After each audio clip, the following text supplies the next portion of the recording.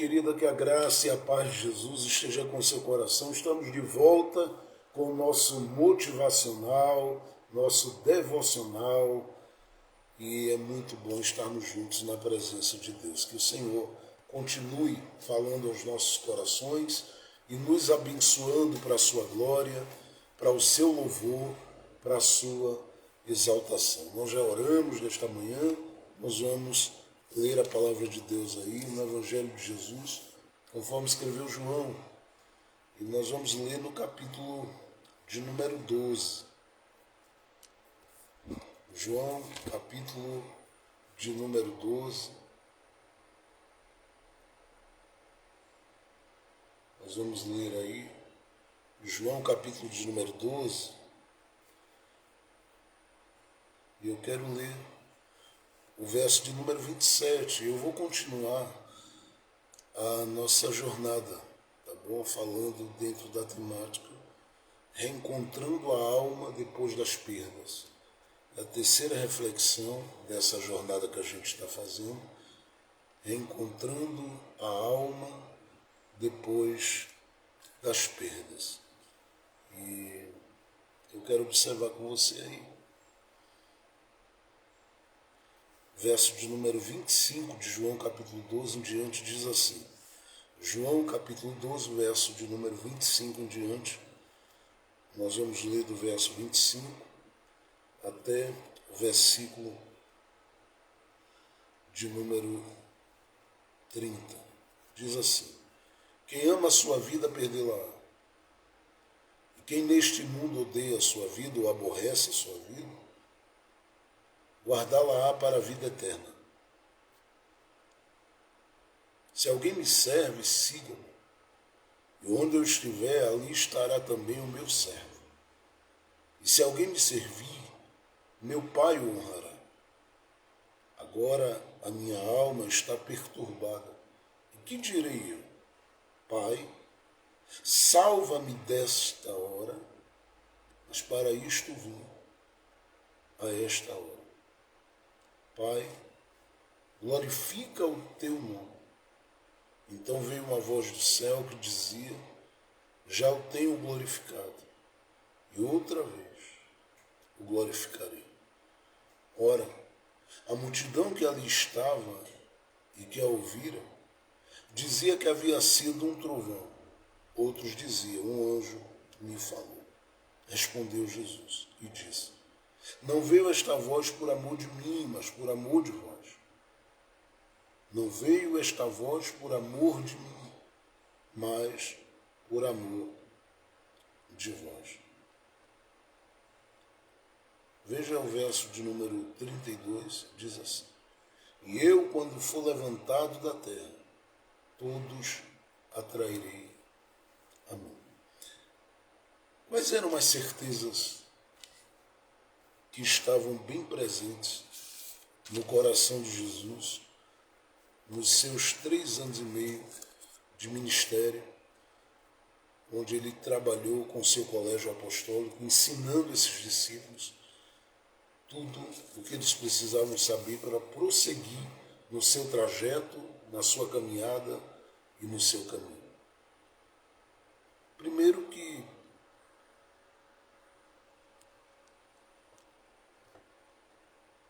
o Pai o amava.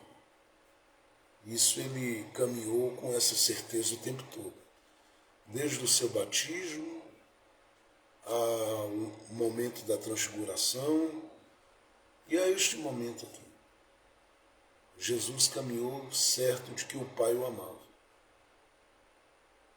Por isso ele permaneceu extremamente focado, e quando eu estou falando isso, eu estou falando do Jesus homem, porque ele é 100% Deus e 100% homem. Então eu estou falando do Jesus homem. Ele permaneceu focado na sua missão, no seu propósito, no seu desígnio. Ele permaneceu focado naquilo que ele tinha como missão em si. Ele andou com essa certeza: o Pai me ama. Uma segunda certeza que estava bem presente no coração de Jesus é quem ele era diante do Pai e do Espírito Santo, e no Pai e no Espírito Santo.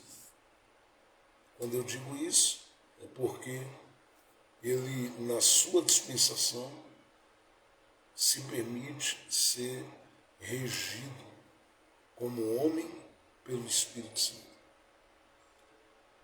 Mas ele, com toda a autoridade e graça, faz afirmações. Ele disse: eu sou a porta, eu sou o pastor. Ele disse: eu sou luz do mundo. Então essas declarações tinham a ver com o conhecimento da própria identidade. Ele deixou que o Pai revelasse, inclusive aos discípulos, em Mateus 16, verso 13 em diante, e ele disse lá: quem vocês dizem que eu sou? E aí Pedro foi e falou: tu és o Cristo, Filho do Deus vivo. E ele se moveu com base nessa certeza. Inclusive quando os discípulos dele o avistaram, né, em alguns momentos, como por exemplo em Lucas capítulo 24,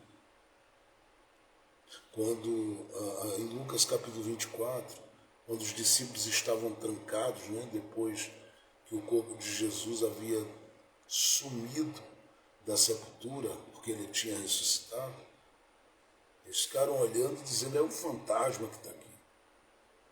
Lá em Mateus capítulo 14, quando Jesus mandou eles entrarem dentro do barco e seguirem, e aquela tempestade se ergueu, e aquela coisa toda aconteceu lá, balançando o barco e deixando eles atemorizados e aterrorizados. Jesus veio andando sobre as águas e diz a Bíblia que eles, olhando, disseram: é um fantasma. Ele tinha que ter muita convicção para não se permitir ser alterado na sua emoção pela visão dos discípulos, porque a visão das pessoas ao nosso respeito quase sempre não vai ser das melhores. Mas o que vai valer é a convicção que você tem, a convicção que eu tenho, a convicção que nós temos. Então ele sabia quem era, logo não se deixou entrar nessa de que quem estava andando por ali era um fantasma.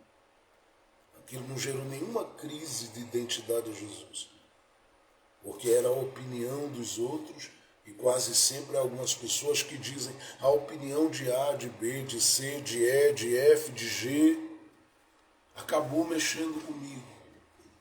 Mas essas opiniões, elas são apenas opiniões.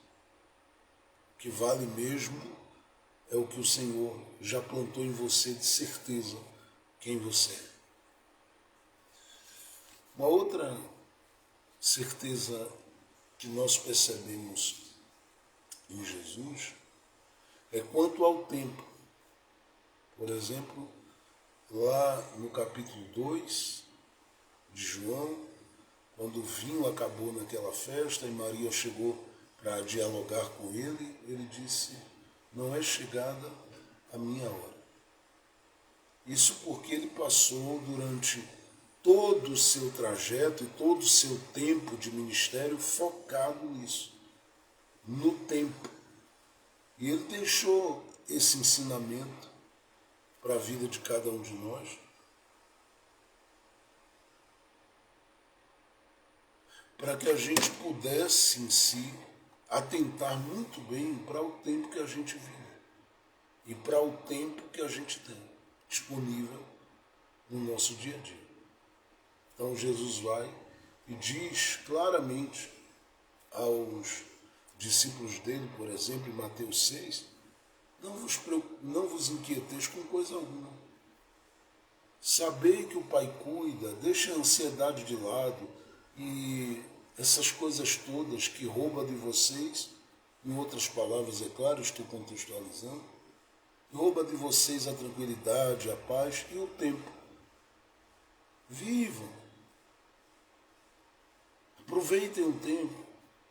E aí lá em Mateus 6,33, ele diz: buscar em primeiro o reino de Deus. E as demais coisas o serão acrescentadas. Então ele simplesmente faz questão de plantar no coração e no espírito dos discípulos esse discernimento de que O que eles tinham que valorizar excessivamente era a vida deles, a comunhão deles com o Senhor, e fazer isso aproveitando cada tempo, cada hora, cada minuto, cada segundo que eles tinham. Jesus vive ligado ao tempo. Eu já disse isso aqui em outro momento, quando eu citei João capítulo 17, pois a Bíblia diz lá que ele, levantando os olhos aos céus, ele orou ao Pai.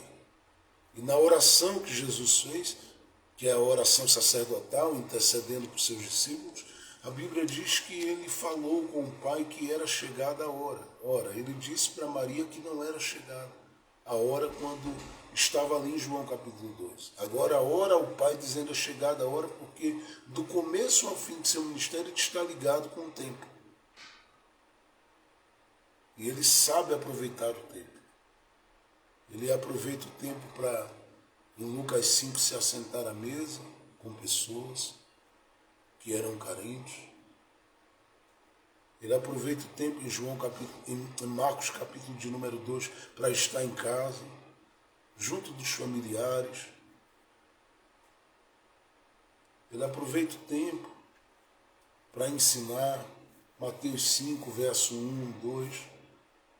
Mateus 13, verso de número 3 em diante. Ele aproveita o tempo para orar. Marcos capítulo 1, verso 35. Ele aproveita o tempo para fazer o bem. Mateus capítulo 4, verso 23. Ele aproveita o tempo para orientar e para aconselhar. João capítulo 4, versículo de número 4 ao verso de número 27. Ele aproveita o tempo para ouvir o coração de quem está perdido. João capítulo 3, versículo 1 ao verso 8. Ele aproveita o tempo para bons encontros que promovessem alguma coisa edificante e construtiva na vida dos outros. Lucas capítulo 9, verso 10 e 17. Em João capítulo 1, verso de número 41 e 42, assim como Lucas no capítulo 5, o verso de número 1 ao verso 4. E eu poderia citar muitos outros textos, porque nós percebemos na narrativa dos evangelhos Jesus extremamente interessado em conduzir o coração das pessoas para aproveitarem o tempo.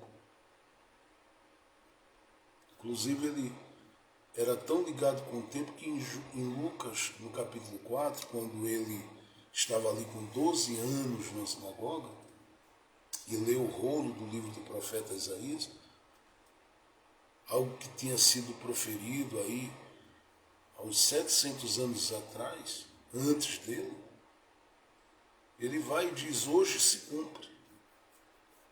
Tão ligado com o tempo que ele estava desde os 12 anos. E aproveita o tempo. Aproveita para conviver em Nazaré, aproveita para andar na Galileia. Aproveita, diz a Bíblia em João capítulo 7, verso 1 e 2, para andar na Galileia. Enfim, vai para um casamento, vai na casa da sogra de Pedro, vai na casa de Marta, Maria e Lázaro. Como está em João capítulo 12, tem um tempo de mesa ali, come, bebe, se alegra, se diverte. Vai às festas, inclusive aquelas que eram comemoradas pelos judeus. Ele vai, participa delas, como está em João capítulo de número 7. Todo capítulo você vai ler, ele está lá em uma festa. Na festa, levanta, grita e diz, gente, quem tiver sede, vem a mim e beba. E aproveita a festa para oferecer uma festa para o coração de quem precisa. Ele está totalmente ligado com o tempo e aproveita o tempo. Mas uma outra coisa que a gente percebe, que Jesus carrega como certeza, e em algumas lives que eu falei aqui, eu falei muito sobre as certezas que nós devemos ter quanto à nossa fé, à nossa caminhada, à nossa vida com Deus. Jesus tinha convicções profundas, certezas profundas dentro dele. Coisas que ele não negociou e nem negociava. O adversário, inclusive, quis trabalhar contra essas certezas em Mateus 4, na tentação. E Jesus não entrou nessa. Ele disse, vai de Satanás, e ele teve que sair. Não fez nenhuma negociação, não abriu concessões com relação a nada. Ficou firme, ligado e plenamente ligado no seu propósito. Plenamente ligado no seu propósito. E quando a gente fala sobre isso, nós precisamos entender que ele tem convicções. E aqui, eu diria que eu não vou chamar de a última delas, porque as convicções e as certezas de Jesus aqui não se encerram, mas dentro de João, no capítulo 12, nesse texto, nós temos aqui mais uma dessas certezas de Jesus. E ele tem uma certeza de que quem ama excessivamente a sua vida ao ponto de não abrir mão de nada por uma causa maior, está perdendo sua vida.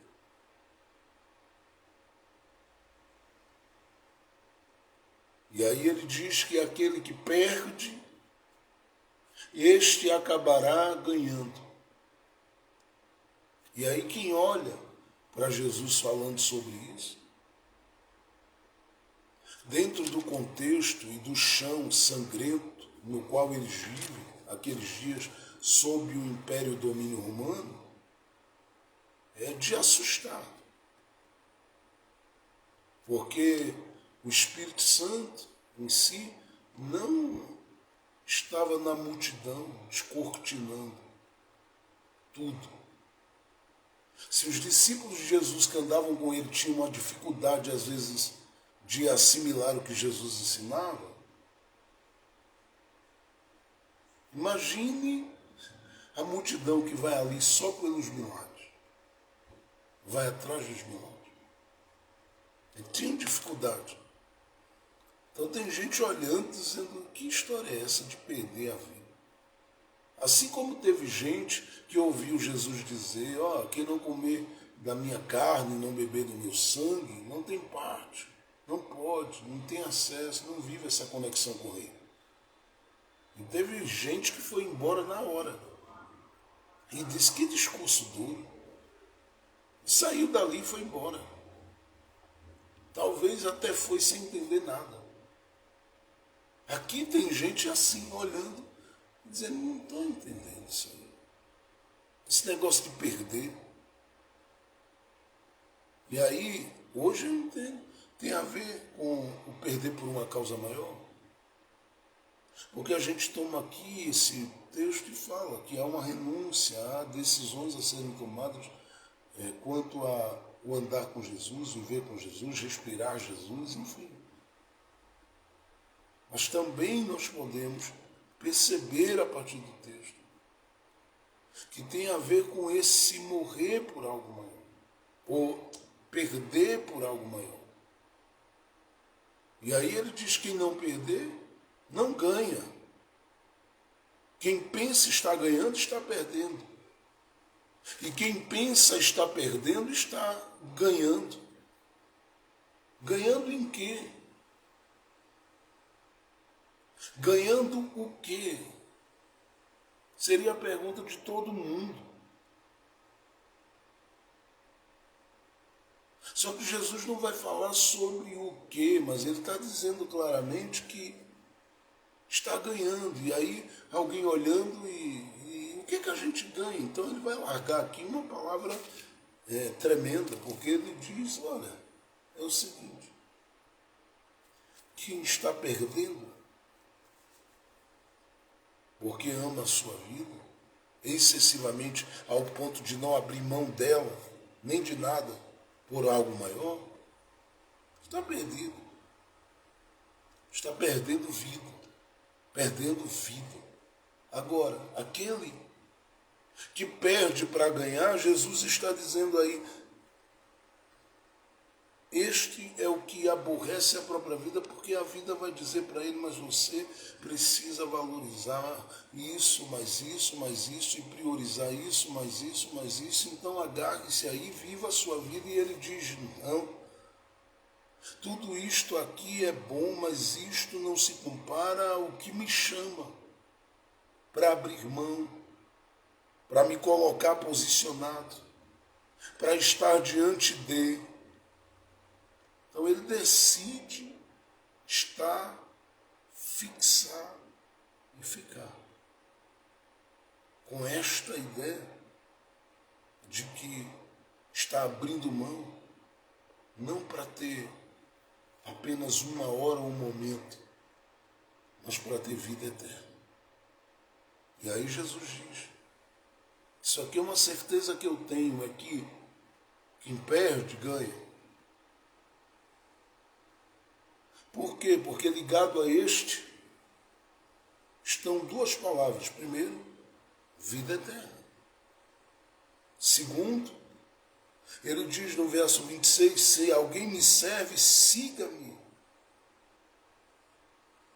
E onde eu estiver, ali também estará o meu servo. Aí ele diz, e se alguém me servir, olha o que está ligado a essa pessoa, meu Pai o honrará. E eu sei que eu citei isso aqui em outro momento que eu preguei. Eu sei bem que toda vez que eu abro o texto, o Espírito Santo me traz à memória aqui tudo que eu já preguei nesses 4 anos de live aqui. Tudo.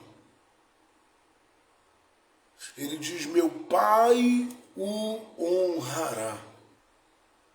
Meu Pai o honrará. Então, está ligado a quem perde vida e honra. Vida eterna e honra. Vida porque abriu mão por uma causa maior.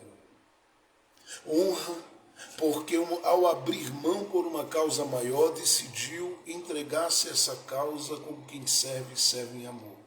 Então tem honra. E aí quando Jesus diz isso, se percebe claramente que ele não está somente falando às pessoas, ensinando as pessoas, pregando às pessoas, anunciando às pessoas. Não, ele está falando acerca de si mesmo. Porque ele diz em João, em tudo eu dei exemplo a vocês. Qual é o exemplo que ele deu e que ele deixa, o que ele está compartilhando aqui com o pessoal? Ele não precisa entrar em detalhes, mas todas as vezes que alguém ouve falar da sua identidade, sabe que ele abriu mão de alguma coisa, ou de muitas coisas,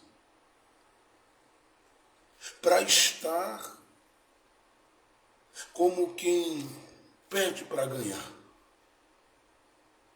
E veio como servo, como descreve Isaías, como servo sofredor, e como Marcos descreve, veio como servo para servir, e por isso há uma honra preparada para ele. Porque ele se submete nesse processo a aceitar que, como plano do secreto conselho de Deus, Deus em si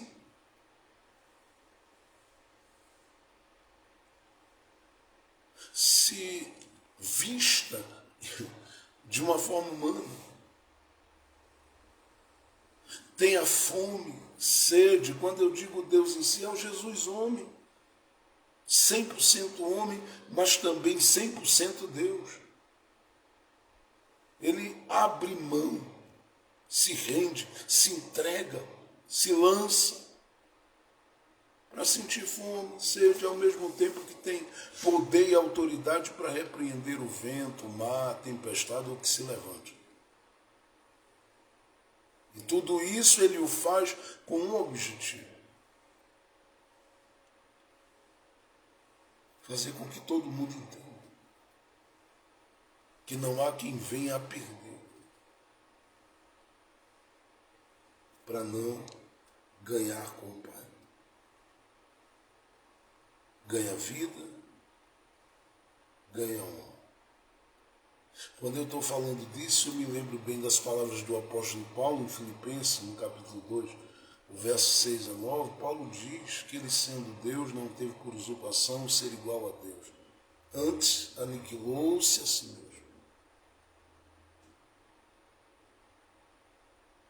Aí a Bíblia diz, assumindo a forma humana, que é uma outra etapa.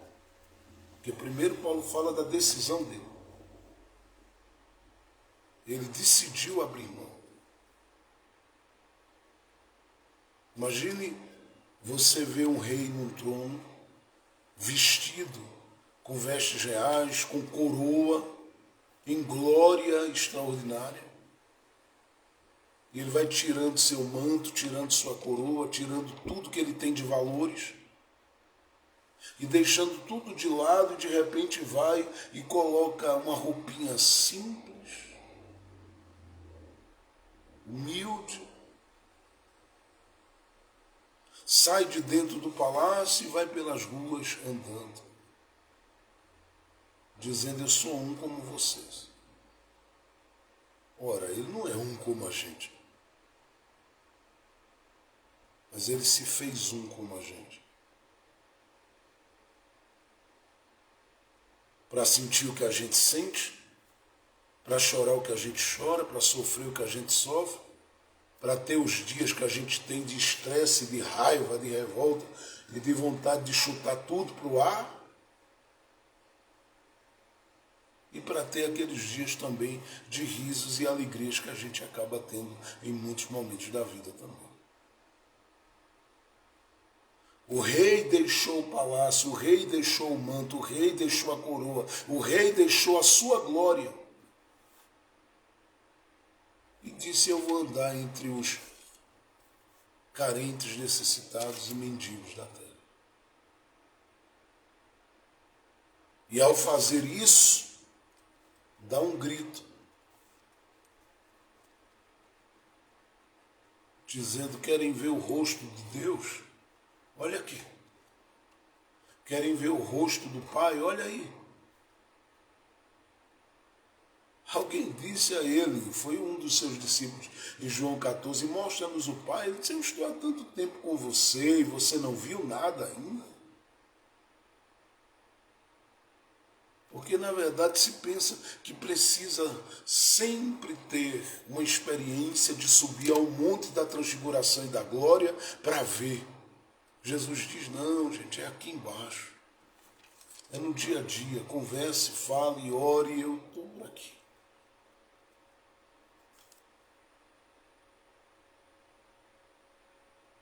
A Bíblia diz que o Verbo habitou entre nós, vimos a sua glória como a glória do unigênito do Pai, cheio de graça e de verdade. Então ele se despiu, abriu mão, deixou tudo que era da sua glória e disse, eu vou andar por aí.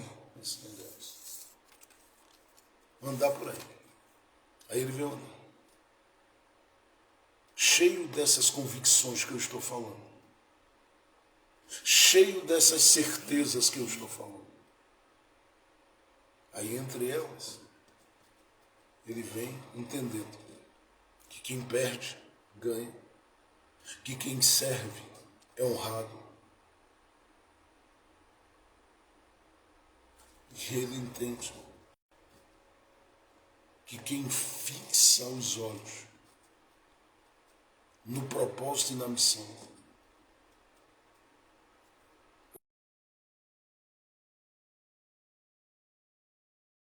ouve e discerne o que ninguém consegue discernir.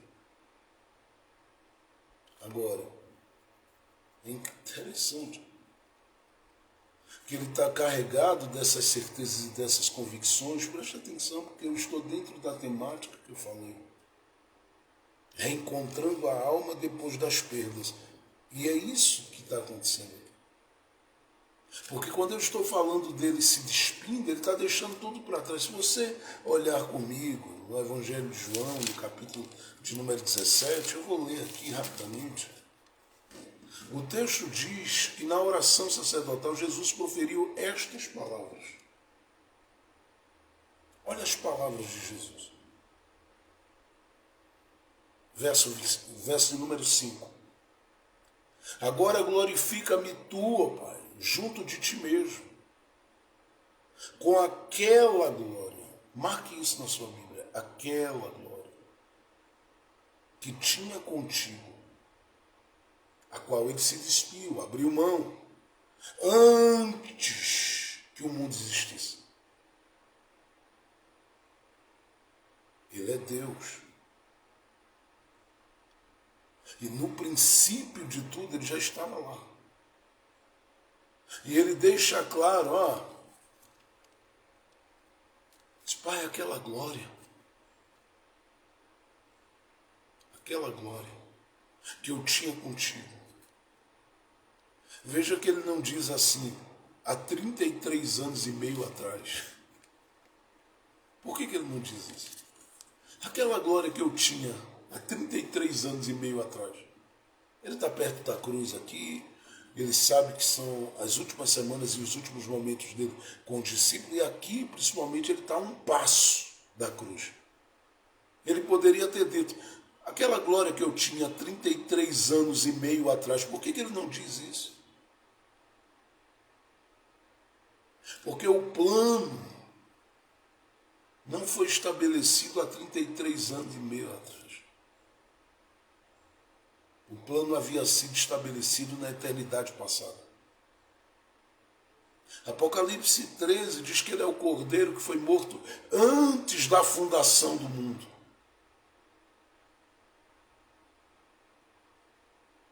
Ele já era um cordeiro na memória do secreto conselho de Deus. E sendo o cordeiro que já estava morto lá, o que é que ele faz? Ele vem na plenitude dos tempos para se entregar. Morrer em morte, Paulo diz em Filipenses 2, morte de cruz. Carregando o seu vitupério, todas as dores que nos afligia e nos aflige, se fazendo participante conosco de todas as nossas enfermidades, de todas as nossas dores, de todas as nossas crises, de todos os nossos problemas, de todas as nossas adversidades. Ele estava se fazendo bem vivo e bem presente. Agora, por que eu estou dizendo isso?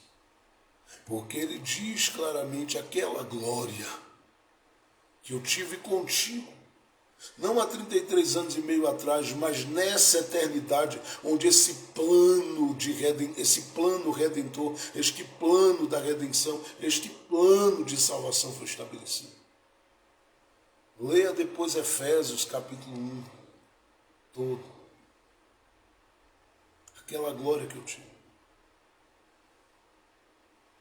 Então eu estou falando aqui que ele teve perdas. E é incrível porque as perdas dele, elas falam muito comigo e com você. Porque são as perdas de cima. Se a gente é convidado a buscar o reino, a gente é convidado a buscar as coisas de cima. Se nós somos convidados a olhar para o alvo, nós somos convidados para olhar para cima. Se nós somos convidados a olhar para aquele que confia, para aquele em quem nós devemos confiar, nós devemos olhar para cima. Paulo diz assim, olha gente,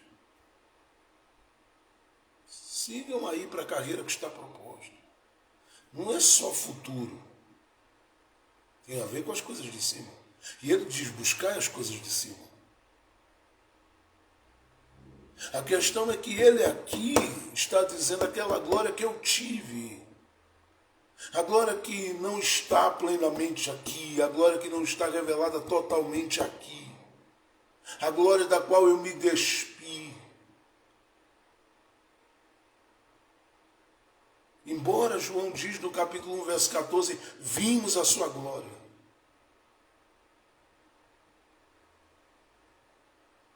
Mas aqui ele assume essa glória que a gente chamaria de a glória do Filho.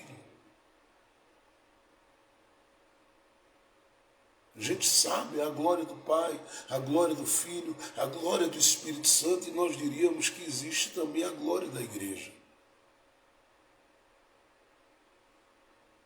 Mas ele está falando aqui justamente da glória do Filho. Vimos a sua glória como a glória,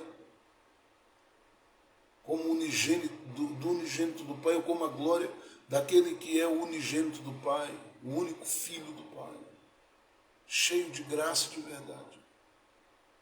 Agora, essa glória aqui, que ele diz, eu tive, lá naquela expressão, depois da ressurreição, lá na frente que ele vai citar, ela está ligada àquela expressão, porque ele diz, todo o poder foi me dado nos céus e na terra, e é aqui. Porque essa glória é a glória que faz céus e terra reconhecer, e como diz a Bíblia, um dia terão que se dobrar diante dos pés de Jesus Cristo. E todos terão que declarar Jesus Cristo é o Senhor. É o que Paulo diz em Filipenses 2. Então é uma glória que ele possuía, a glória que ele teve, a glória que ele viveu, e ele abdicou, ele abriu mão, ou seja, ele perdeu esse contato com essa glória máxima, com essa glória maior. E aí, quando ele perde,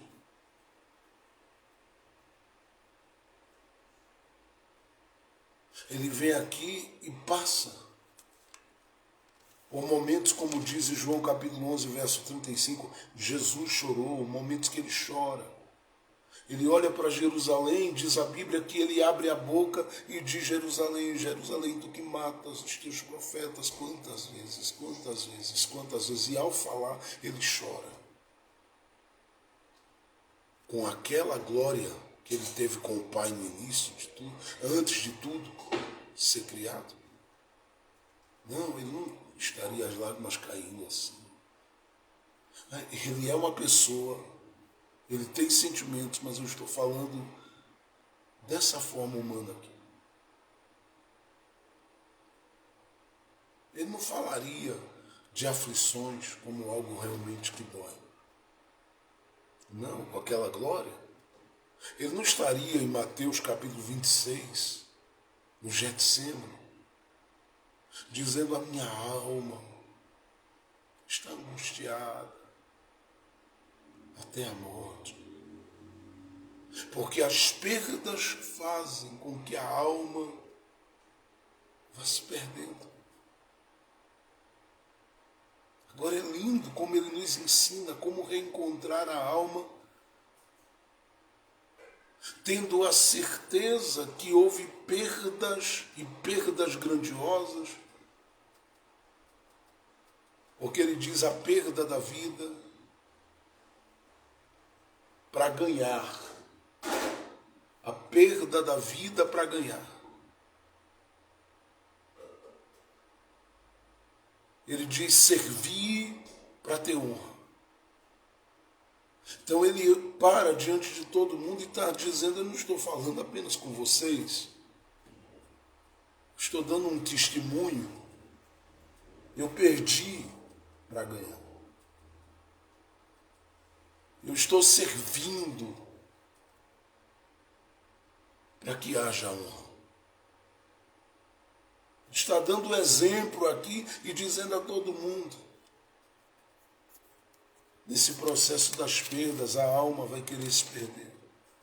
E vai chegar, às vezes, a se perder. E é aqui, nesse capítulo 12, que ele começa a falar muito comigo e começa a falar muito com você a partir desse entendimento que o Espírito Santo está compartilhando conosco. Porque se há vida para quem perde, se há honra para quem serve, e ele era Senhor, e eu digo era no sentido de que ele abriu mão e voltou a ser, naquele período, está ali entre eles, ele que era Senhor. Não é todo mundo que está chamando ele de Senhor ali. A samaritana chamou por revelação, pela revelação que se abriu para ela. Mas ele está lidando como um homem com todo mundo, sendo Deus e sendo homem. Mas ele está lidando como um homem. Tem gente vendo ele chorar, outros olhando, dizendo, ele está com fome. Vamos ali na cidade comprar pão. E ele disse aos discípulos, vai lá comprar pão. Compra pão lá. E os discípulos foram. Quando voltaram, ficaram bem chateados naquele negócio, porque viram ele conversando com a samaritana, e depois que a samaritana foi embora e tudo, chamar a multidão para ver a Jesus, aí eles dizem, mestre, come aí. Ele disse, eu já comi. Quem te deu de comer? Ele disse, a minha comida é fazer a vontade do meu Pai. Ele transita entre essas duas naturezas. Mas diz a todo mundo, vocês querem entender que as perdas geram um desencontro com a alma? Agora imagina, eu estou falando para Jesus, ele está perdendo as coisas de cima, deixando as coisas de cima, ele deixou as coisas de cima. Você imagina o que é isso? Andando aqui como homem, e ele é consciente de que teve uma glória tremenda, de que viveu coisas lá em cima. Tanto é que ele diz em João capítulo 13, olha, eu sei de onde vim, para onde estou indo, e é chegada a hora em que eu saio deste mundo e vou para o Pai. Porque ele sabe que veio do Pai. E ele anda com essa convicção profunda. Eu estou tentando, a partir de uma visão cristológica, ou da cristologia, mostrar a você o seu Jesus de uma forma extraordinária, ou de uma forma simples, mas diferente. Ele perde as coisas de cima, ele perdeu ali. Depois ele vai pedir, ele não precisaria orar se ele sabe que vem, ele sabe que vem, ele sabe que está pronto, ele sabe que o Pai vai dar, mas ele tem que mostrar aos discípulos, mostrar a todo mundo lá, que ele é 100% homem ali. Então ele tem que pedir ao Pai. E os discípulos estão ouvindo, porque a oração em João 17 é a oração sacerdotal, é uma oração por eles. E eles estão olhando e ele está pedindo ao Pai a glória que ele teve, a glória que ele teve. Isso vai mexendo com a cabeça da gente. A glória que ele teve, ele está pedindo ao Pai. Pai, aquela glória. E o Pai ouvindo aquilo, aquela glória vai chegar, né? Depois da cruz, da ressurreição, em ascensão você vai ver que vai chegar. Porque da ressurreição à ascensão e da ascensão, a chegada no céu, essa glória vai se revelando totalmente sobre você, até que você chegue nas mansões celestiais.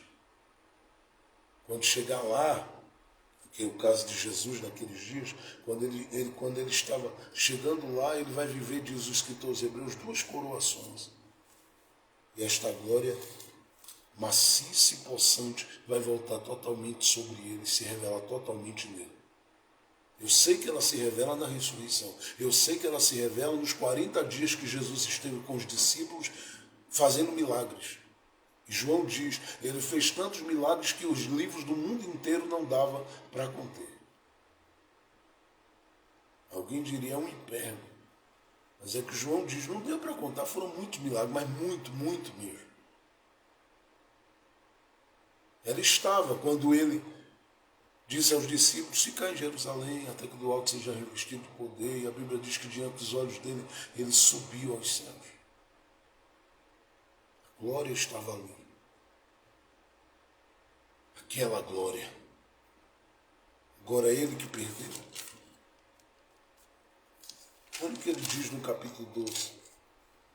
Volte aí olhando para o verso 27, porque essa parte agora é muito importante. E assim, é um texto que, se eu fosse você, eu marcava na sua Bíblia, porque ele é muito precioso. Ele diz: agora a minha alma está perturbada. Agora, veja, quando é que ele diz isso? Depois que ele fala que perdeu. Depois que ele fala que quem perde ganha. Aí ele sente a alma perturbada. Porque ao falar dessa perda, ele não está falando para mim apenas, para você apenas, para quem o ouviu apenas. Ele está falando dele mesmo. Porque ele perdeu. Ele abriu mão, ele deixou lá. Quando eu digo perdeu, eu tenho que considerar isso aqui. Que ele deixou lá. E ele diz: Pai, glorifica com aquela glória que eu tive. É a expressão dele. Aí ele vem e diz: agora que ele lembrou, porque quando ele fala, quem perder a vida, ele está apontando para a sua morte, ele sabe: eu vou me entregar. Tudo isso está se descortinando. Eu sei que lá no Getsemane isso vai chegar ao ponto culminante, ao apogeu, isso aqui. Vai chegar ao ponto mais alto da coisa. Mas até chegar o Getsemane, ele diz: eu já estou sentindo minha alma perturbada. Porque ele vai entregar a sua vida totalmente. E é claro que essa vida já está entregue desde a eternidade passada. Desde tempos remotos e antigos. Porque ele é o Cordeiro que foi morto antes da fundação do mundo. Só que ele é um Cordeiro na memória do secreto conselho agora. Ele já foi identificado entre os homens por João no dia em que ele foi se batizar como o Cordeiro de Deus, que tira o pecado do mundo. E uma vez identificado, ele agora vai à cruz e ele sabe. E ao saber disso, e sabendo disso, ele começa a sentir a alma se perturbar. E aqui ele olha, ele diz: tem muitas perdas nesse processo. E ciente dessas perdas, a glória, aquela glória, que ele diz: a alma está perturbada. E essa perturbação da alma é um negócio. O salmista diz lá, né? O que te perturbas dentro de mim, eu não sei. Quantos já lidaram com isso? Mas é algo que mexe profundamente com a gente. Claro que a gente não lida e nem lidou no nível de Jesus nunca. Somos pecadores, ele é santo. Mas a gente também sente essa perturbação da alma. E quando a gente sente essa perturbação, é porque algumas perdas ocorreram, outras de repente estão ocorrendo, e a gente está olhando e não está conseguindo achar a alma da gente. A gente acha a perturbação e diz: ela está perturbada. E há uma necessidade, às vezes, de um reencontro com ela para que a gente viva e experiencie a partir dela todas as boas coisas que dela podem advir quanto aos nossos sentimentos. Quanto aos nossos sentimentos.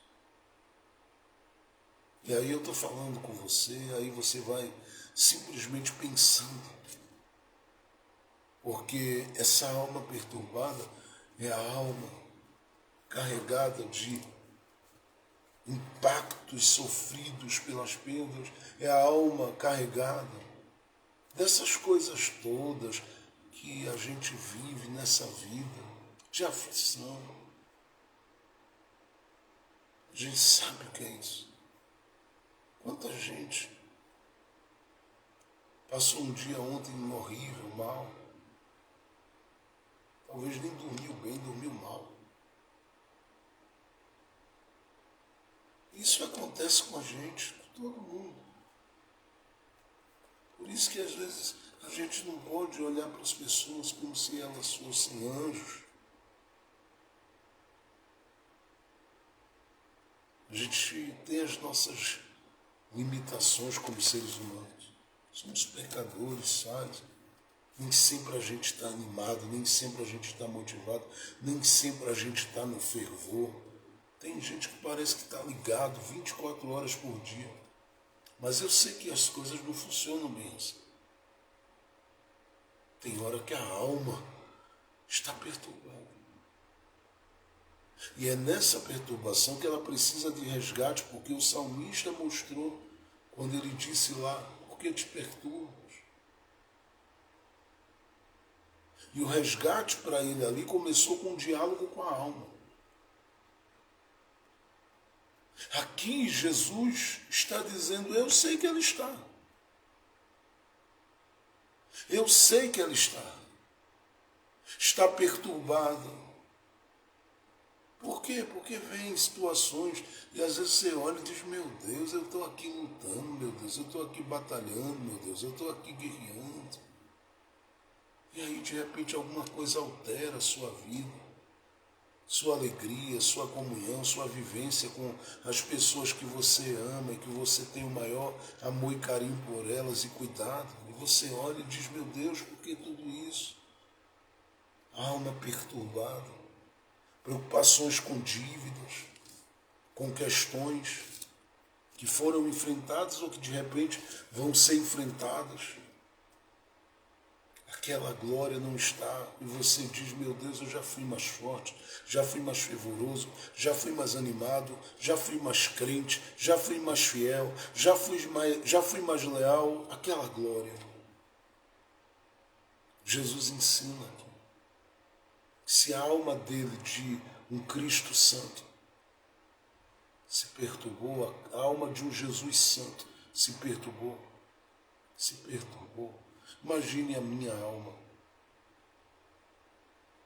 Imagine a sua alma. Quantas vezes a gente não sente a perturbação bater a porta, mas o sangue de Jesus tem poder, o nome de Jesus é poderoso. E ele pode, neste dia, fazer com que toda perturbação venha a perder a força aí dentro. Ele pode desarmar isso. Ele pode fazer isso cessar. Ele pode. Para isso, ele ensina como a gente reencontra a nossa alma, porque a perturbação deixa distante dela. São diagnósticos, são situações, e você olha e diz assim, meu Deus, olha isso, olha aquilo, que situação é essa? E a alma perturbada. Gente que não consegue dormir direito. São situações. A alma perturbada. Mas Deus é poderoso para lhe ajudar a reavê-la, a reencontrá-la, para que ela tenha descanso, tenha paz, tenha tranquilidade. A perturbação cessa quando a alma é reencontrada. E aqui Jesus nos mostra como reencontrá-la. E aí eu quero que você olhe para o verso 27, veja o que ele diz aí na parte B. E que direi eu?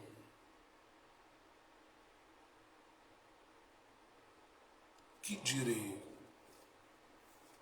Esta interrogação, o que eu vou dizer? Está deixando claro que Jesus nos ensina como reencontrar a alma,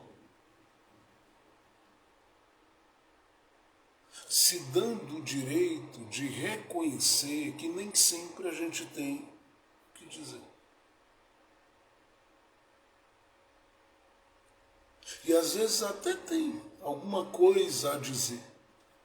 Mas o que a gente diria nesse caminho, nesse processo, nessa situação? No caso dele, conhecendo a missão, o propósito, sabendo que incluía a cruz do Calvário.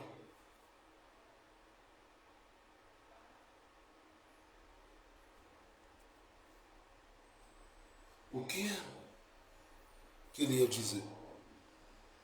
O que ele ia dizer?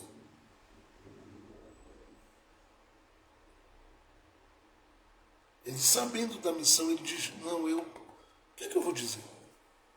Ele se dá o direito de quem tem tantas palavras para dizer sobre tudo, sobre todas as coisas, o direito de dizer o que direi eu. Sabe quando você quer reencontrar a sua alma, você precisa, às vezes, se desarmar desse espírito que você tem de ser o sábio, a sábia, que já viveu e já viveu de tudo. Às vezes é necessário desarmar-se disso e dizer assim, eu não sei. A questão é que todas as vezes vai ter gente, quando a alma está perturbada, sempre tem gente por perto. E gente que está por perto quer resposta, quer entender, quer que você explique, quer que você esclareça. Você diz, não, que direi eu? O que é que eu vou dizer? Tem dia que não dá. Não dá para dizer aqui, não dá para dizer ali, não dá para dizer lá. Tem dia que não dá para dizer nada. E aí é o dia que você se dá o direito a dizer para você mesmo, que direi eu. Mas você não tem uma palavra? Não, eu não sei o que dizer. Esclareço nada, explico nada, aí explico nada. Ah, mas falo nada, eu que direi nada. Mas por que fechou? Não sei. Por que abriu? Também não sei. Por que se foi? Não sei. Por que veio? Também não sei. Que direi eu? Eu não direi absolutamente nada. Nada. Eu me dou o direito de me silenciar e dizer para mim mesmo, fique quieto. Por que ele faz isso aqui? Porque ele sabe que há um plano. E aqui é onde está a diferença. Porque quando você tem essa certeza de que há um plano, que você está envolvido em negócios que envolvem Deus e que são de Deus, mesmo às vezes a coisa estando bem ruinzinha, bem bagunçada,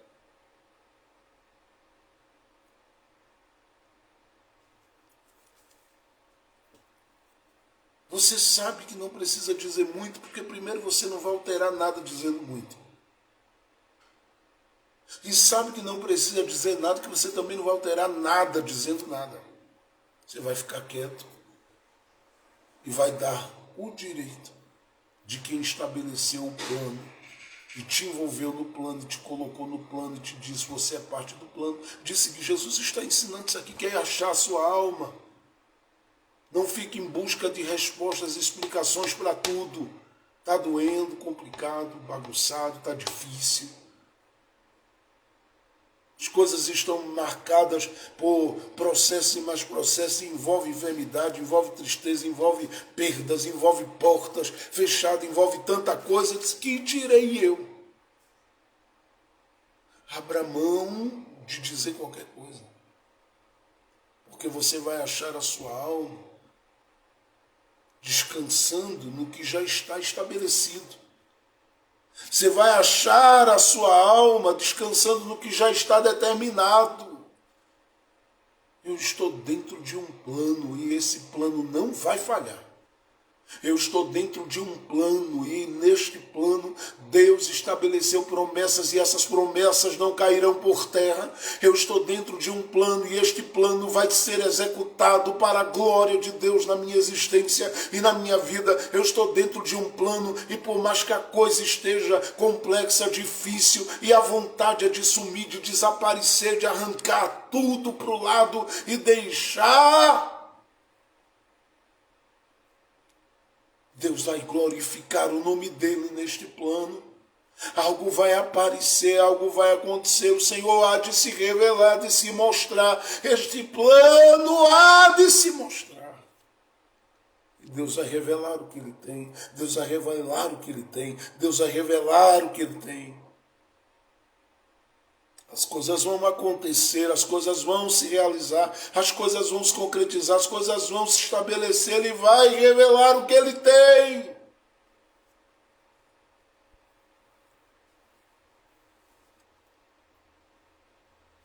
E é isso.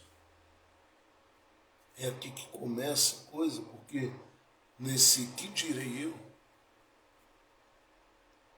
não direi nada. E ele diz que não vai dizer nada. Porque ele diz, eu poderia dizer.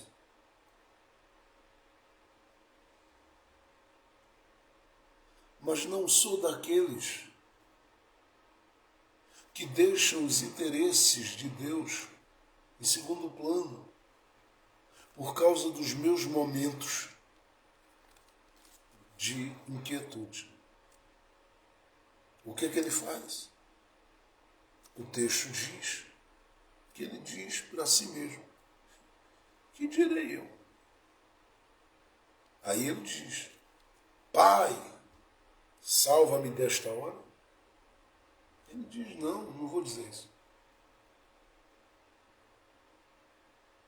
Por quê? Porque ele diz na continuidade do verso 27, mas para isto vim a esta hora. O que é que ele está dizendo? Eu não vou fazer com que a roda gigante de Deus gire o contrário. Ao contrário. Porque se veio planos de cima para baixo, eu não vou mandar Deus pegar esses planos de volta e anular as coisas aqui. Por causa de um momento. Eu não vou dizer a ele, volte com tudo para o Senhor. Que eu não quero isso, não vou me envolver nisso, não vou entrar nisso, não vou andar nisso, não vou viver isso, não vou experienciar isso. Chega.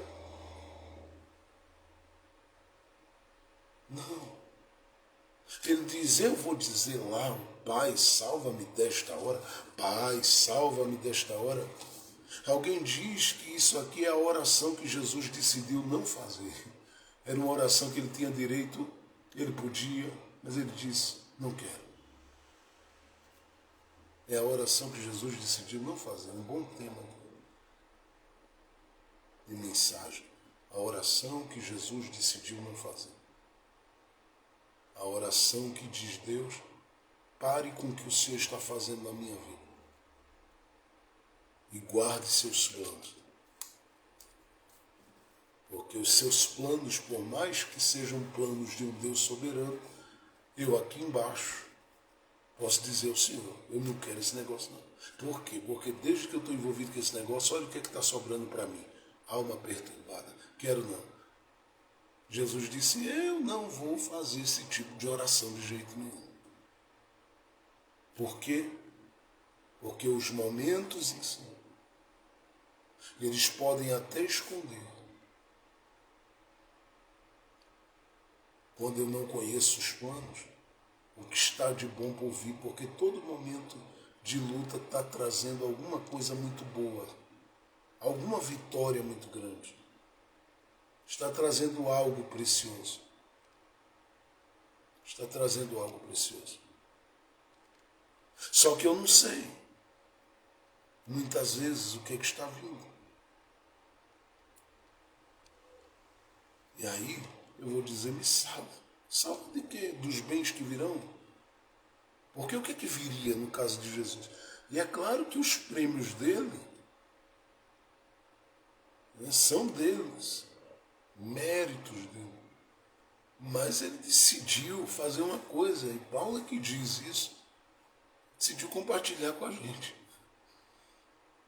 Ele disse que a gente se assentaria no trono que ele sentou. Mas tem trono, tem nome sobre todo nome, tem a ideia de, tem a declaração de todo o poder foi me dado. A mulher viu ele vestido de jardineiro, que se aproximar dele, chegar junto dele, ele disse, não me toque não, porque eu não fui para o meu pai ainda. Mas ela ia levar um choque de poder da ressurreição ali. Haveriam 40 dias de milagres diante dos discípulos, numa dimensão e numa proporção ainda infinitamente maior do que o que os discípulos viram nos 3 anos e meio dele pregando, até a cruz. E aí imagina dizer, salva-me desta hora, salva-me da cruz, salva-me do Getsemane, salva-me de tudo isso, mas salva-me aqui, salva-me de ser honrado, salva-me de ter o poder de compartilhar a vida pela vida que eu estou entregando. E aí o que é que ele faz? O que é que ele faz? Ele diz, eu não vou fazer esse tipo de oração. Não vou deixar que o momento anule a força do que Deus está plantando em mim. Não vou deixar. Se o plano está em andamento, as minhas emoções não me vencerão. Meus sentimentos que querem me trair neste momento não vão me vencer. Nenhuma seta, nenhuma ação contrária vai me vencer no meu interior, porque eu não vou deixar me levar por essa ideia do salva-me. Por causa do momento, quando há um plano que vai para além do momento, e esse plano inclui algo muito maior do que o que eu estou, muitas vezes, conseguindo visualizar. Deus está falando comigo aqui. Através desta palavra, está falando com você através dessa palavra. Porque o que Jesus está ensinando é justamente para você manter-se, segurar-se. É você ficar e fincar as suas estacas. Naquilo que é o plano. Por quê? Porque você pode dizer, não, eu não quero, não, isso não dá para mim. Mas você já venceu tanta coisa até aqui. Tem horas que a gente quer interromper o ciclo. E quantas vezes eu não tive vontade, quantas vezes você já não teve vontade, mas vai até o fim. Não diga salva-me quando você sabe que já foi revelado por meio de promessas, de palavras, inclusive da própria palavra de Deus, que é a maior profecia. Ela já descortinou mistérios e coisas para a sua vida acerca do que Deus tem, do que Deus vai fazer, do que Deus vai entregar, do que Deus vai te dar, do que Deus vai realizar. Então te agarra com isso. Não é fácil, mas segue em frente, não se deixando mover pelo momento, que o momento vai dizer para você, pede para ele te salvar, e ao te salvar você vai estar perdendo, e ele disse, quem amar mais a sua vida, perdê-la-á, mas quem a perder, este a salvará. E por que vai salvá-la? Porque não interrompeu o plano, porque não colocou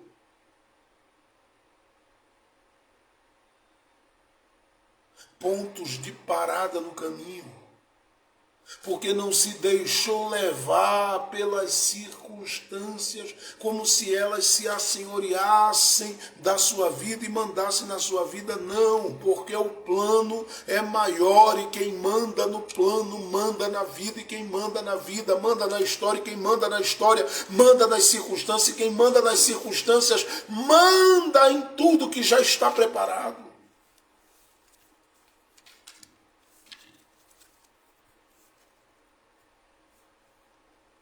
Preciso parar. Em último lugar, Jesus não diz salva-me, porque ele diz, para isto eu vim. Agora, o que ele de verdade diz? O que eu um dia já ensinei aqui na live como uma chave desse texto, mas uma chave de Deus para a vida e para as coisas com as quais a gente lida. Porque ele diz, veja o verso 28, e foi colocado aí um ponto final nisso. Olha o que ele diz. Verso 28, a primeira parte. Pai, glorifica o teu nome. E ponto. Não sei se na sua Bíblia aí, nesse momento você lendo, de repente está assim. Mas, diz, Pai, glorifica o teu nome. É diferente, né, do salva-me Deus. Ele vai dizer lá no Getsemane, passa de mim esse cálice, se possível for. É do homem isso. E ele estava deixando claro, disse, olha, eu estou dando direito a vocês de dizerem alguma coisa quando dói, para vocês não saírem por aí e ficarem dando uma de Superman. Não. Vocês podem dizer passa. Mas todas as vezes que vocês disserem isso, lembrem do que não seja feita a minha, mas a tua vontade. Eu já vi tanta gente dizer para mim, pastor, eu não sei porque eu não consigo deixar aquela casa.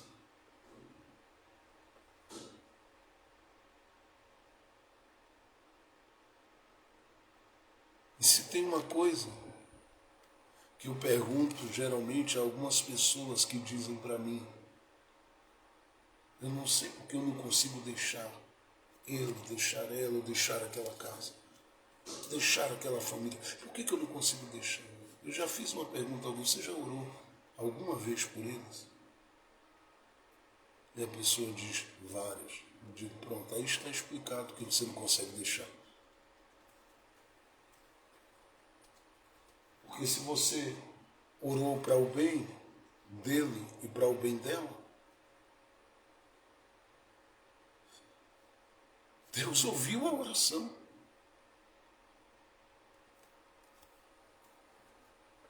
Vá meditando nisso por alguns segundos.